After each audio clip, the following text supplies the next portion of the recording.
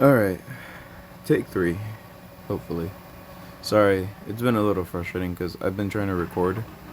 The first time I recorded for a good 37 minutes, and it did not work out because somebody was playing a song on the radio, so my video got copyrighted.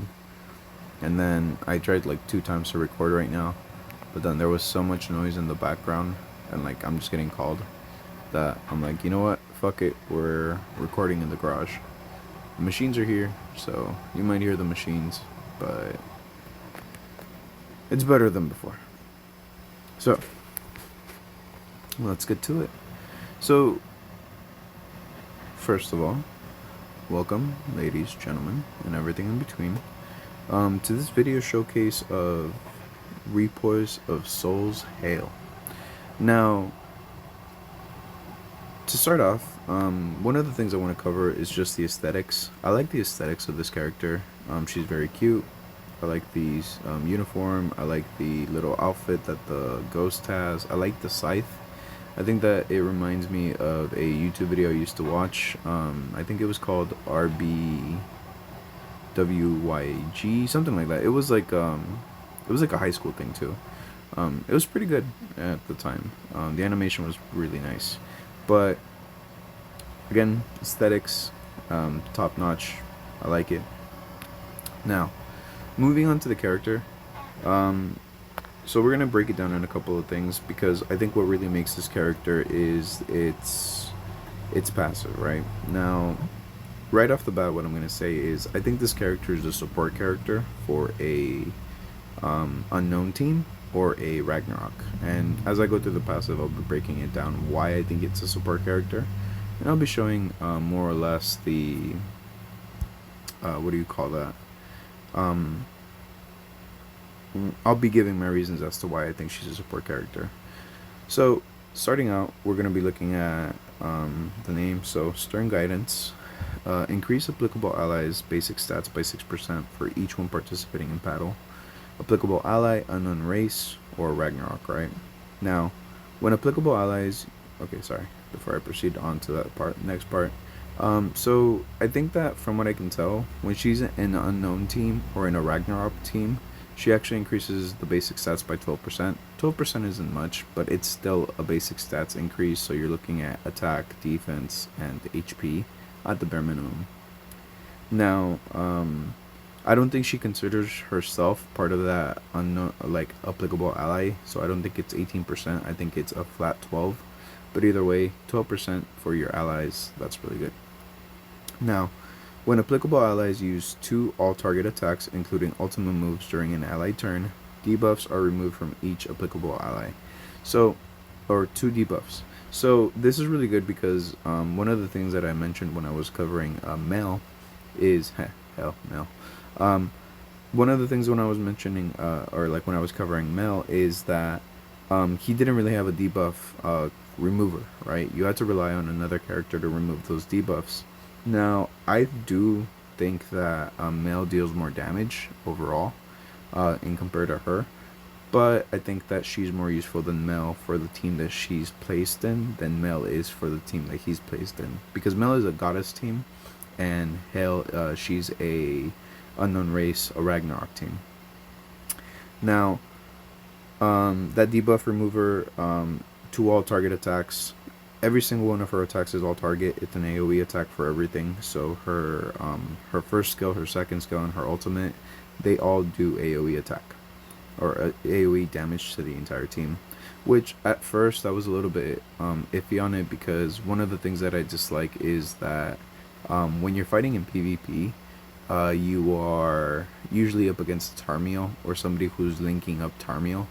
And if they're linking up Tarmiel, if you do 2 attacks on them, it stops your character from actually doing any kind of effect based on their skills, right? It locks your skills to only your basic stats, and with no special damage being dealt based on the extra passives on your skills. Now, moving on, the hero gains the retrogression effect at the start of the battle for 2 turns. Retrogression, attack related stats plus 20%. HP does not fall below 1.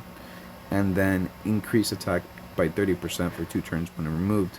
So I think this is really what brings her together, and I think this is what really makes her such a great support character for the unknown teams and for the Ragnarok teams, because retrogression ensures that she doesn't die, right? So the hero doesn't die. So one turn KO, unless they have a buff remover, then there's nothing that the person can do to actually kill her. She's gonna stay alive with 1 HP. Now, once that buff is removed, because it is a blue buff and it has a limit of 2 turns, once that buff is removed, she actually gains a 30% attack increase. And I was doing some testing earlier. I think that the attack increase does increase your damage more than the attack related stats, but the 1 HP thing, that's just really crucial to making it so that this character really shines. When an applicable ally dies, they are granted retrogression for 2 turns. So limit once. So you can actually only revive 1 character per battle with the retrogression. So if your entire team gets wiped, she's going to be surviving because of the effect that she gains from her passive. And then one of your allies is going to survive as well because of the passive that she has. Now, do bear in mind, one of your teammates or one of your allies is going to die if it's if it's a team wiper. But for 2 turns, she's gonna be immune to death. The other character is gonna be immune to death, and the only way that they're actually gonna be able to remove that is if they have a effect which removes blue buffs. Now, whenever retrogression is applied to an applicable ally, all stats of the hero increase by 15%, and applicable allies' damage dealt increases by 30%. Limit 2 turns. So again, this is further emphasizing the retrogression bonus. You know, like you get a 20% attack related stats and the 30% damage buff for your ally, and she gets the 20% attack related stats and 15% all stat increase. So I think that's a pretty insane buff up to her. And then looking at her skills, you have strict orders here. Inflicts soul damage equal to 150% attack on all enemies. Soul, 2x crit chance, 3x pierce rate, and damage dealt 120% when an ally has the retrogression effect. Now, again, this is an AoE attack, so if you do 2 attacks, so let's say 2 bronze for this one, you're going to remove 2 debuffs. And that's actually not blocked by Tarmiel's passive. Her passive makes it so that regardless of whatever buff she may have or debuff she may have, you're going to be removing 2 debuffs. Now, for bronze, you get 150% attack, 200 attack for silver, and then 300% attack on gold. And then looking at her second skill, this is actually a debuff. Scolding Chop inflicts cleave damage which does not activate crit damage equal to 140% of attack on all enemies, when then decreases their damage dealt by 20% for 2 turns. Cleave, additional damage dealt equal to 75% of crit damage 100%. So you were never going to crit on this. Back in the day, this would have been good against Meliodas, because, you know, like, he was a crit demon. If he got crit, he would rank up his cards, and then, you know, that would be bad for you. But, that cleave, I mean, I wouldn't say it's the best effect on the skill, but she's already doing a debuff, it's an AoE, and she's probably going to be dealing a lot of damage regardless. Now, for bronze, you get decreases the enemy's damage dealt by 20% for 2 turns. For silver, you're going to get bronze 140% attack, and then decreases their damage dealt for 2 turns 20%. For silver, you're going to get 210% attack on all enemies, and decreases their damage dealt by 30% for 2 turns. And then finally for gold, you're going to get equal damage to 300% attack on all enemies, then decreases your damage dealt by 50% for 3 turns. And that 50%, if you can actually get it off on the enemy, is really, really killer. Because, like, I mean, instead of taking 200% damage, or 200 points of damage, you're going to be only taking 100, right? That's a lot more survivable. And then her ultimate, Soul Slaughter. The hero gains retrogression for 1 turn, then inflicts soul damage equal to 300% attack on all enemies. Soul, 2x crit chance, 3x pierce rate, damage dealt 120% when an ally has the retrogression effect, and then you gain the retrogression effect. But because she can only gain it once per, I think it's only once per battle. Retrogression. Oh no, it's not. It's not once per battle. Yeah, because she can gain the retrogression like constantly. She's gonna be immortal every time. Right after she pulls off her ultimate, does a lot of damage. So we're gonna look at her skills right now. I'm actually gonna preview her her gold real quick. So that's gonna be her gold. I already super awakened her to the max, and I leveled her up to the max as well. We're also gonna look at her debuff, the gold card, and the equipment that she has on. It's pretty decent. So that's 213, and then finally we're gonna look at the ultimate.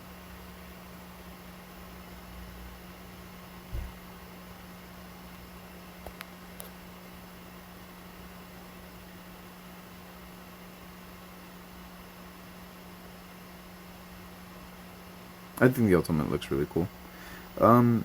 Yeah, I mean, everything is AoE, so she's always removing debuffs off of her team. Her passive increases her attack. I don't think she deals as much damage as somebody like Liz and Mel from the Goddess team. I don't think she deals as much damage as somebody like Mel from the Goddess team. I was thinking Elizabeth and Liz, the unit, and then Mel. But again, the amount of support that she has is really, really crazy for the for PvP right now. And I'm actually going to show you this. Tomorrow or later on, I'm actually going to do another showcase for somebody else I just recently unlocked, which is LR Merlin. But this is the current team that I'm kind of running for PvP. Liz and Mel, Liz and Elizabeth, Liz and Mel, Meliodas. They're gonna be in the back just because good CC, and then on top of that, they always have an extra life no matter what happens, so that's very useful.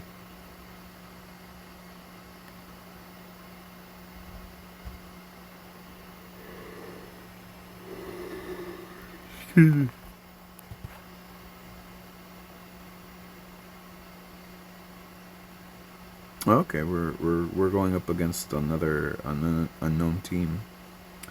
So right off the bat, what I think I'm going to be doing is we're going to be using this, we're going to be using this, and we're going to be using this. And when I say she's a support character, that doesn't mean she doesn't do damage. Like, she does quite a bit of damage, actually. It's just that... Nice. Damn it, nobody died. That's unfortunate. That's okay, though. I like the fact, so for example, Merlin shouldn't die first turn because her passive protects her. And Gother, even if he does die, he has a retrogression effect. And Hell, she can't die because she still has a retrogression effect.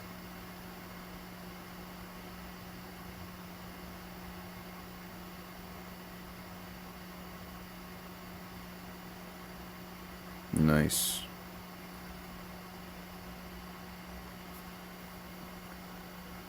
So we're gonna go protection. We're gonna go 1, 2, and 3, because I really do need her to die.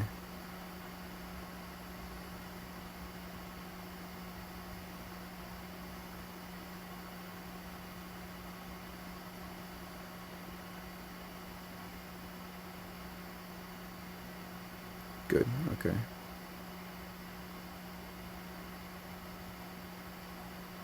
And this is what I mean, like, she removed debuffs, so that's really, really good.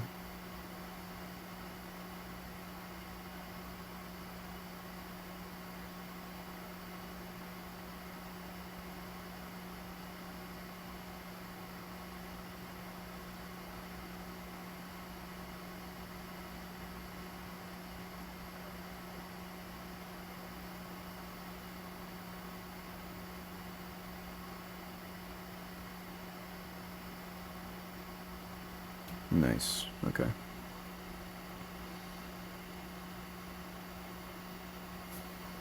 One, two, and then it should be three. Okay, so this should kill her. Nice. Nice. Not so nice. I fucked up. I should have gone for the other one. Damn it, they had the same idea. Okay.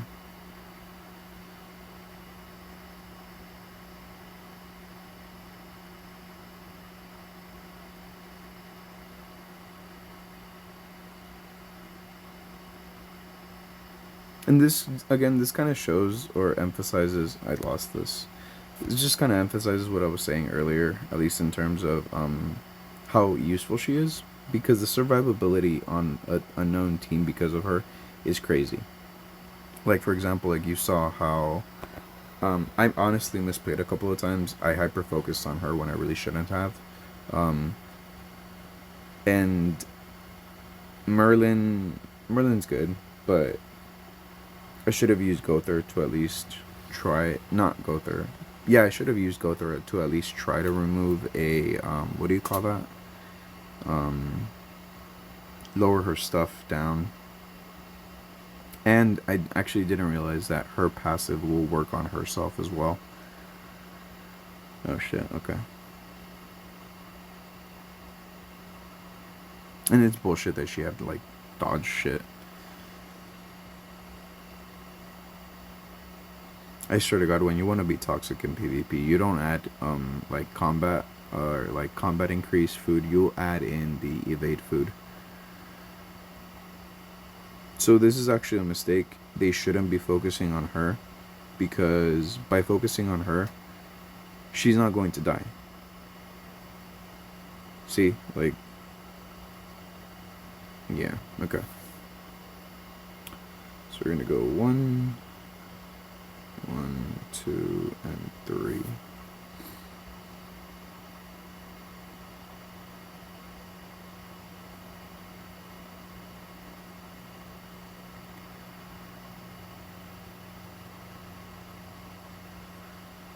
Nice, okay. Who are you gonna kill next?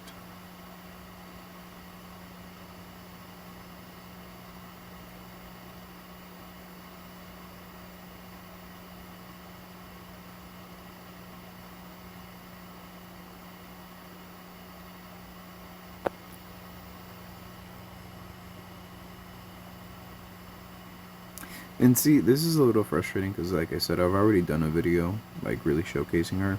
And I got some good fights in there. But unfortunately, like, again, because of that song playing in the background, I really just couldn't do anything.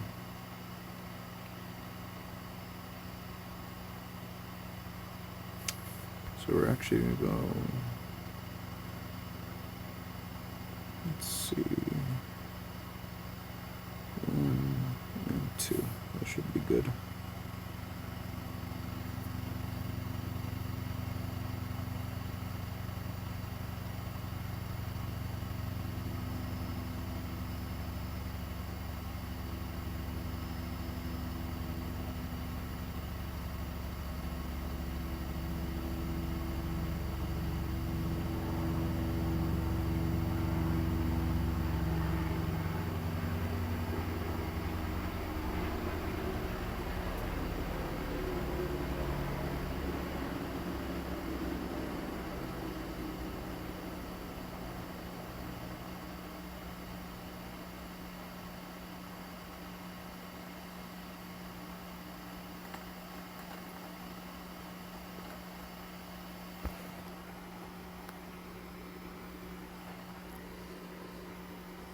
Hey, Lisa. Yeah, okay. I think I'm gonna have to end it here. It's frustrating, like I said, because I did make a previous video and it really highlighted how powerful the team was. But unfortunately, this is like the third take, and I honestly might not publish this just because it's frustrating. Um, I already had something done, but yeah, yeah. Um, Yeah, she's a good character. She really is. She's a really good support character for unknown teams in Ragnarok. I would recommend her if you can get her to max her out. She has just about everything you need. She's got survivability, debuff remover, um, stats increase, damage decrease for the enemy. Um, yeah, that I really don't have that much else to say. Um, I'm sorry if I sound a little frustrated. Like I said, this is like the third or fourth take at this point, and it's just frustrating when like I try. I think the first take was the best take, came out really nice, but then the copyright issues didn't come out properly, and then like right now, when I was trying to record earlier, like there's just like distractions, for the lack of a better word, in the background, which makes it frustrating because I'm trying to focus on something and like really provide like my honest opinion on this character, and it kind of just wears down my patience as I'm like trying to focus on something and then distraction after distraction when it's like, hey, the entire day was there. I was there the entire day. I only need 40 minutes, But now that I'm here in the garage, I got the silence, but I'm not feeling the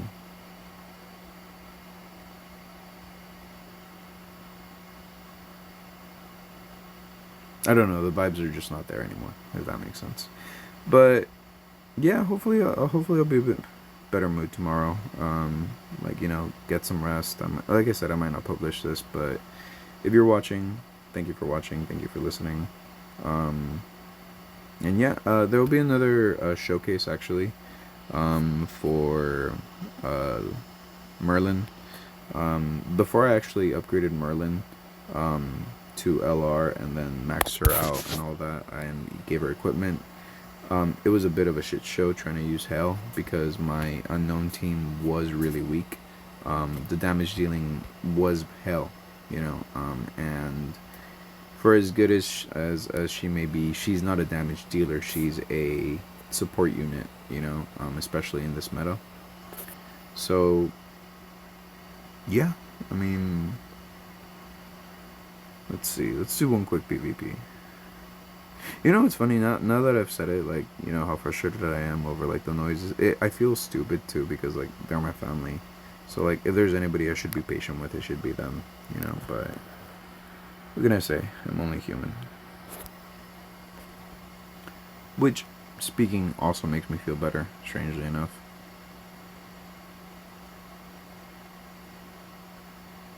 Oh, yeah. Like I said, she deals damage. It's just that I think I'm gonna be doing much better gold and geared right now than I would in what was that 5? Yeah, platinum 5. Like gold geared, it's a lot easier than platinum 5.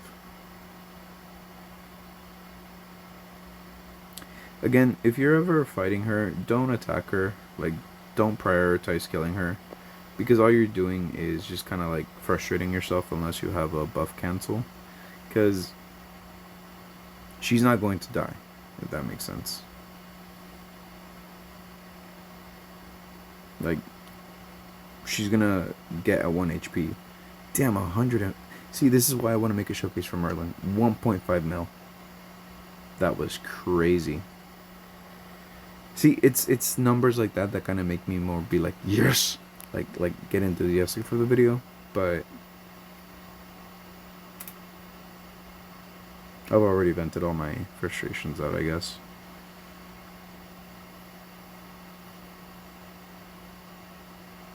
Yeah, like I said, I really need to do a showcase on Merlin, because there's a reason why I was really enthusiastic in the first take, and oh no, that's not fair. That's not fair at all.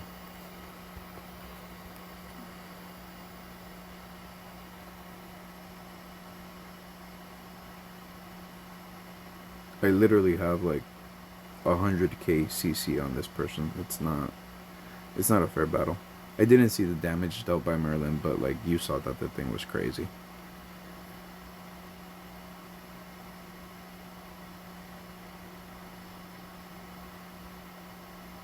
At this point, it's not even so much a matter of like what do you call that? What is that thing called?